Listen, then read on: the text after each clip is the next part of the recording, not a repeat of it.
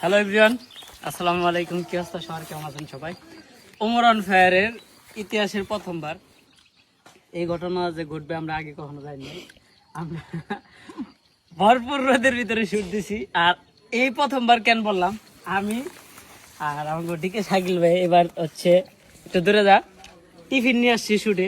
কারণ হচ্ছে আমাদের হচ্ছে খাবার দাবার খুব হয়ে যায় শুটের টাইমে, কখন কি খাই ঠিক থাকে না, ক্ষুধা লাগলেও কিছু খাইতে পারি না। আর এমন জায়গায় শুট নিতেছি আশেপাশে কোনো দোকানও নাই যে কোনো রুটি কলা খামো। তো আমার সাথে এবার আজকে শাকিল ভাইয়েরও মিলাই গেছে, শাকিল ভাইও আজকে বাটটাত নিয়ে এসে। শাকিল ভাই কি নিয়েছেন? আমি গরুর কলিজা দেন হয়েছি। আর আমি রুটি ডিম আলু ভর্তা, না, অনেক মজা। এটা হচ্ছে ওমর অন ফায়ারের ইতিহাসের সর্বপ্রথম আমি দিকে শাকিল ভাই শুরু করলাম। কালকে পরশু থেকে মোটামুটি সবাই নিয়ে আসা শুরু করবো, আমরা জানি। আজকে ওগো থেকে আমরা এটা খাইতেছি, ওরা তো আমাকে থেকে খাইবো যায় পরে। না না না, আমার তো আমি নিয়ে যাম, খাবো না।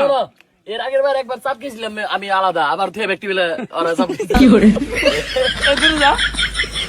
তো এটাই, আপনারা মনে করেন ঘরে বসে বসে আমাদের ভিডিও দেখেন আর হাসাহাসি করেন। এই একটা ভিডিও বানানোর পিছনে আমাদের প্রত্যেকটা টিম মেম্বার, প্রত্যেকটা বন্ধুর যে পরিমাণে কষ্ট থাকে সেটা বইলে বোঝাইতে পারেন না। এত পরিমাণে রোদ, আশেপাশে সত্যি বলতেছি কোনো দোকান নাই, পানি খাওয়ার মতো কোনো ব্যবস্থা নাই। আমরা তিনজনে আলাদা এসে খাইতেছি, কারণ ওই জায়গায় গেলে ভাগে কিচ্ছু আমরা পেট ভরবো না, বোধহয় কষ্ট পলে খাইতেছি।